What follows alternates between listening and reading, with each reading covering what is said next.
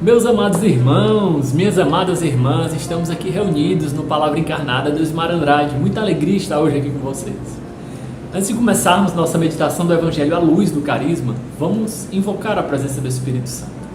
Vinde, Espírito Santo, encher os corações dos vossos fiéis e acendei neles o fogo do vosso amor. Enviai, Senhor, o vosso Espírito e tudo será criado, e renovareis a face da terra. Oremos. Ó Deus, que instruíste os corações dos vossos fiéis com a luz do Espírito Santo, fazei com que apreciemos retamente todas as coisas, segundo o mesmo Espírito, e gozemos sempre de sua consolação. Por Jesus Cristo, Senhor nosso. Amém. O Senhor esteja conosco, Ele está no meio de nós. Proclamação do Evangelho de Jesus Cristo segundo João. Glória a vós, Senhor. Naquele tempo, Jesus disse aos seus discípulos: quando vier o defensor, o que eu vos mandarei da parte do Pai, o Espírito da verdade, que procede do Pai, ele dará testemunho de mim. E vós também dareis testemunhos, porque estáis comigo desde o princípio.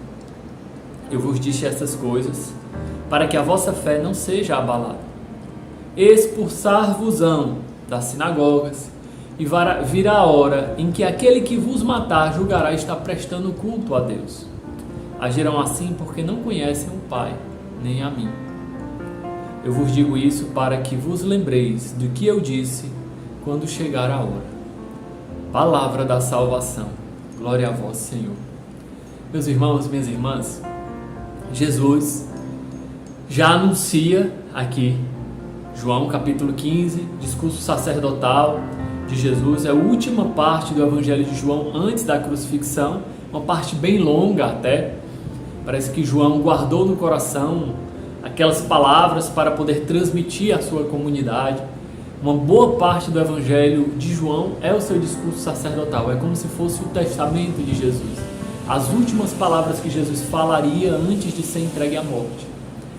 E nesse discurso sacerdotal, Jesus falando para os seus discípulos na última ceia, aquele diálogo de amor que existe com os seus discípulos na última ceia, ele fala de que ele irá, mas não deixará o seu sol. Ele, de fato, morrerá crucificado, como anunciou, ressurgirá, irá para a direita do Pai, como também anunciou, mas ele enviará o Espírito Santo. Nessa sexta semana que estamos celebrando, do tempo pascal, já se aproximando ali do momento da festa da Ascensão e então do Pentecostes, a liturgia começa a falar muito sobre o Espírito Santo, meus irmãos. E quem é o Espírito Santo? Nas palavras do Evangelho de hoje, o Espírito Santo ele é o defensor, o advogado, o paráclito. Paráclito que significa o consolador, que será enviado por Jesus da parte do Pai. Em outra passagem, Jesus diz: olha, eu vou e vós ficareis tristes, mas não deveriam ficar, porque quando eu for, enviarei o paráclito. Ou seja, a ida de Jesus ao Pai é correspondente à vinda do Espírito Santo sobre os apóstolos. E a presença do Espírito Santo, o que é? É a presença continuada do ressuscitado na história da igreja.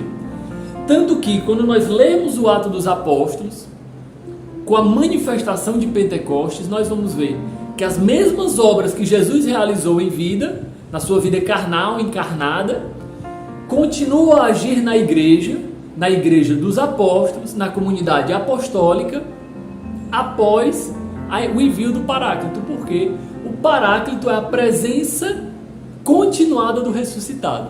Isso tem um significado todo importante para nós, não é, pessoal? A presença do Espírito Santo, a vida no Espírito Santo é a presença continuada do ressuscitado na comunidade, na igreja, em nós. Então, se nós queremos ter os mesmos sentimentos de Cristo ressuscitado, nós precisamos de quem? Do Espírito Santo. Nós precisamos ter intimidade com o Espírito Santo, nós precisamos ter proximidade com o Espírito Santo, nós precisamos ter um coração aberto à graça de Deus, aberto sempre à ação do Espírito Santo, seguir as inspirações do Espírito Santo. Vejamos, meus irmãos, porque o Espírito Santo, Jesus fala na passagem de hoje, ele dará testemunho de mim. Ou seja, em outra passagem, Jesus vai dizer: o Espírito vos lembrará todas as coisas. Ou seja, a nossa caminhada com Deus, a nossa vida na fé, sequer é fruto do nosso próprio esforço, é a ação do Espírito Santo. Por isso, a cada dia precisamos clamar a presença do Espírito Santo, rezar para que o Espírito Santo faça parte da nossa vida, para que ele possa agir, atuar, ele possa permanecer conosco, que ele possa atualizar a presença encarnada de Deus em nós, porque ele, o Espírito Santo, foi quem realizou a encarnação do Verbo no seio de Maria, e é ele quem continua a realizar a presença do ressuscitado na história da igreja. Assim como Maria é imagem da igreja, porque Maria gera o Verbo encarnado pela força do Espírito Santo, assim também a igreja, pela força do Espírito Santo, continua a gerar Jesus na humanidade. E nós, como pedras vivas da igreja, continuamos a acolher essa presença do Espírito Santo e a atualizar essa presença de Cristo na humanidade. E mais ainda, o Espírito Santo dá testemunho de Jesus. Quando nós lemos isso à luz do carisma, nós vamos vendo que esse testemunho de Jesus, dado pelo Espírito Santo, também faz nos reconhecer a presença encarnada de Cristo já na humanidade, de modo especial nos mais pobres. É o Espírito Santo quem nos dá a sensibilidade espiritual, a moção interior para vermos nos mais pobres a presença de Cristo abandonado, quase crucificado, pelas dificuldades, pelos vícios, pelos erros. Na presença mais abandonada, o Espírito Santo nos leva a conhecer a presença de Cristo. Meus irmãos, a passagem continua e fala uma coisa muito interessante.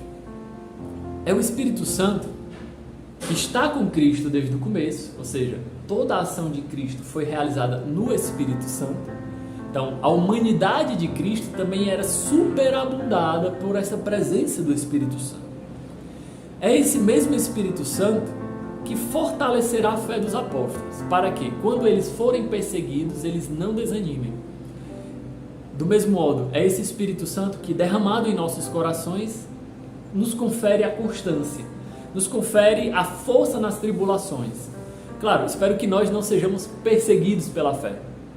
Espero que nós não chegamos a esse grau máximo de perseguição que é o martírio, né? Imagina, pelo simples fato de ter fé, você sofrer uma morte cruel. Eu espero que isso não seja realidade para nenhum de nós. Espero que, pelo contrário, nós tenhamos uma vida tranquila junto com Deus e assim possamos gozar com Ele na vida eterna. Mas, se chegarem as perseguições que podem vir até mesmo da nossa vida cotidiana, de pessoas que aparentemente nós amamos muito, que nos amam muito aparentemente, mas que de algum modo se opõem à nossa vida de fé, é o Espírito Santo que nos dará a força.